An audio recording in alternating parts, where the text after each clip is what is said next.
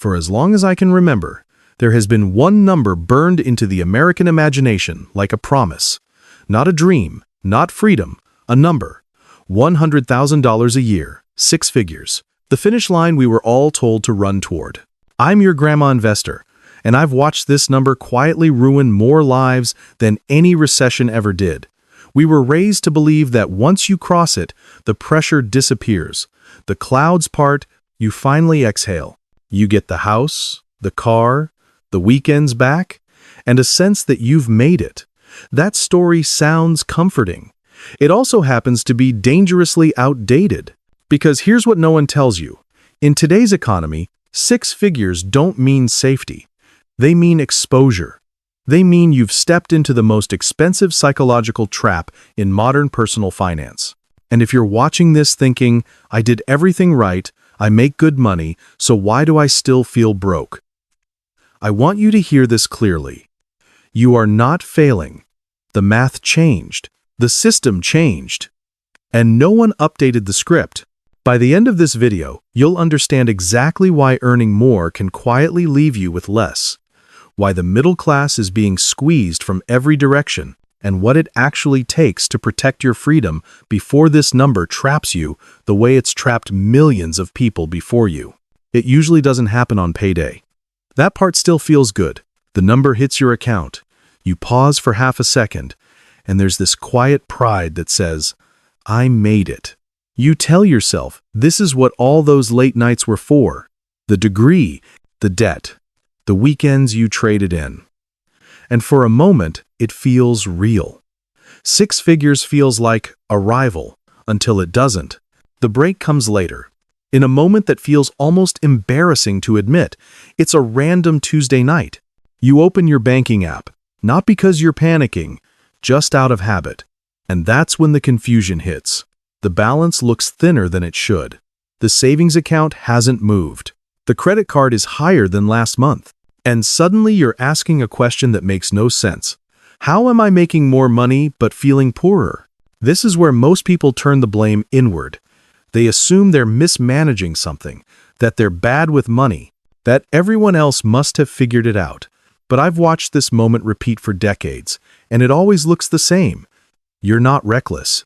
You didn't suddenly lose discipline. What you felt was the first crack in a story that no longer works. Because the promise attached to a 6-figure salary was built for an economy that doesn't exist anymore.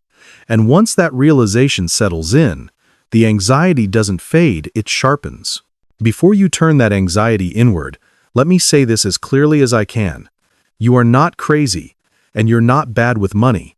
What you've run into has a name, even if no one ever taught it to you. It's called the middle-class squeeze, and it's one of the most quietly efficient financial machines ever built. I've watched it work for decades, not because people are careless, but because the structure itself does the damage before you ever notice.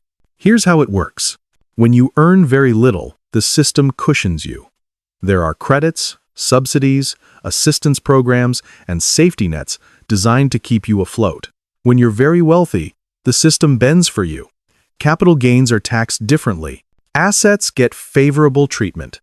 Loopholes exist for those who know how to use them. But when you land in the middle, you become the funding source for everything else.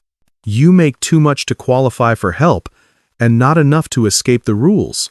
Every additional dollar you earn gets sliced thinner than the last. Your taxes climb, your deductions quietly disappear. Your benefits phase out one by one. You're not just paying more, you're paying retail for life itself. This is why a 6-figure salary feels heavier than it looks on paper. You're standing in the only income zone where earning more doesn't buy relief. It buys pressure. And once you understand that, the confusion you felt earlier starts to make a terrifying kind of sense. This is the part no one warns you about in HR. You get a raise, and on paper it looks like a breakthrough. Maybe you move from $75,000 to $100,000 a year. In your head, you do the math fast. That's an extra $2,000 a month. That's freedom. That's breathing room. That's finally getting ahead. Except it isn't. Because the raise doesn't arrive alone. It drags consequences behind it. The moment your income crosses certain thresholds, your effective tax rate climbs. You're not just paying more in taxes, you're paying a higher percentage on the new money. Then the quiet penalties start to appear. Deductions you relied on begin to phase out. Student loan interest stops being deductible. Certain credits disappear without ceremony. Your paycheck grew, but the portion you actually keep shrinks. And if you have children, the math gets brutal. Many childcare subsidies and tax benefits fade as income rises. In some states, earning a little more can disqualify you entirely. I've seen families earn $10,000 more and lose $15,000 in support. Do that math slowly. They worked harder and ended the year poorer. This is how the treadmill is built. Every step forward increases resistance. The faster you run, the heavier it gets. You're not being rewarded for success. You're being charged for it. And once you feel that pressure, you start making decisions that feel logical in the moment, but lock you deeper into the system. Once you cross into six figures, something subtle shifts around you. No one says it out loud, but expectations change. You're no longer supposed to live like you did before. A certain image is quietly assigned to you. You're a manager now, a director, a professional. And professionals are expected to look the part. The old car starts to feel out of place. The starter apartment feels temporary in a way that makes you uncomfortable. This is where lifestyle creep gets misdiagnosed. People think it's about bad habits or weak discipline. It's not. It's social pressure disguised as progress. The marketing machine knows exactly where to aim. The poor don't have money to extract. The wealthy are hard to impress. But the middle class? You're insecure. You're visible. And you're terrified of slipping backward. So you upgrade. Not because you want to, but because standing still feels like failure. You stretch into the mortgage the bank says you can afford. You lease the car that signals you've arrived. You move into the neighborhood with the right schools and the right optics. Every upgrade feels justified on its own. Together, they form a conformity tax that quietly eats every dollar your raise was supposed to give you. And here's the trap. The moment your lifestyle inflates to match your income, your margin disappears. You're earning more, but you're no safer. You've built a life that requires your paycheck to survive. And once that happens, the system doesn't need to trap you anymore. You've done it yourself. Let me show you what this looks like in real life. Because numbers tell the truth faster than motivation ever will. A person making $60,000 a year knows they're tight. There's no illusion there. They rent a modest apartment, maybe $1,500 a month. They drive a used car. They cook at home because they have to. Their life is constrained, but it's honest. And because their overhead is low, they might still save a few $100s a month without realizing it. Now look at the six-figure household. On paper, they're thriving.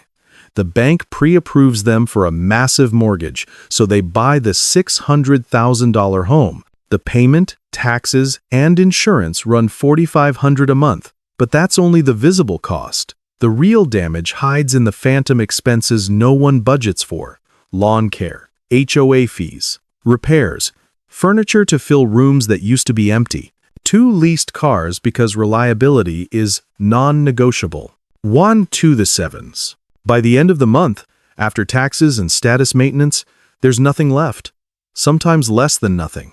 I've seen families making $120,000 a year using credit cards to buy groceries. High revenue, low margin, like a bloated corporation headed toward bankruptcy. And the worst part is this: from the outside, it still looks like success.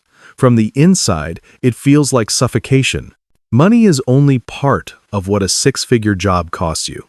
The part no one puts in the offer letter is time, attention, and mental space. In today's economy, earning $100,000 rarely means a clean 9 to 5. It means being reachable, always. Emails don't stop at 5. Slack pings show up at 8 at night. Your brain stays switched on long after your body is done. When you work a lower-wage, shift-based job, there's a clean exit. You clock out, you go home. The day ends. But knowledge work doesn't have an off switch.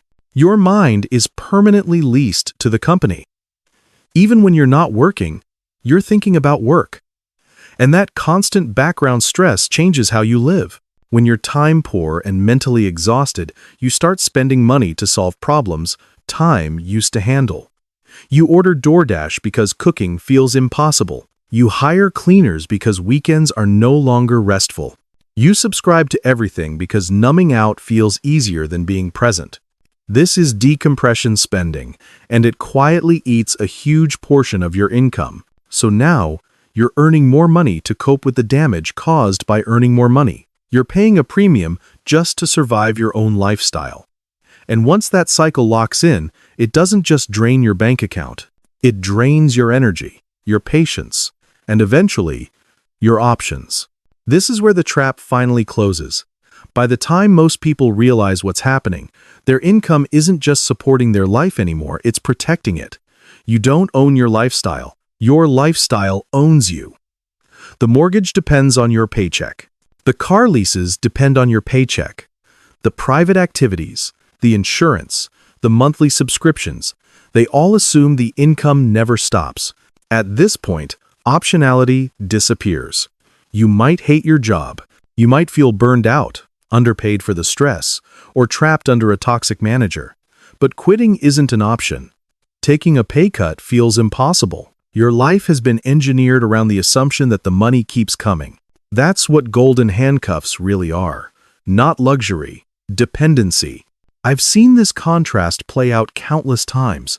The person earning $60,000 with low expenses can walk away and figure things out. The person earning $120,000 with high overhead can't miss a single paycheck without panic. High income didn't make them free. It made them fragile.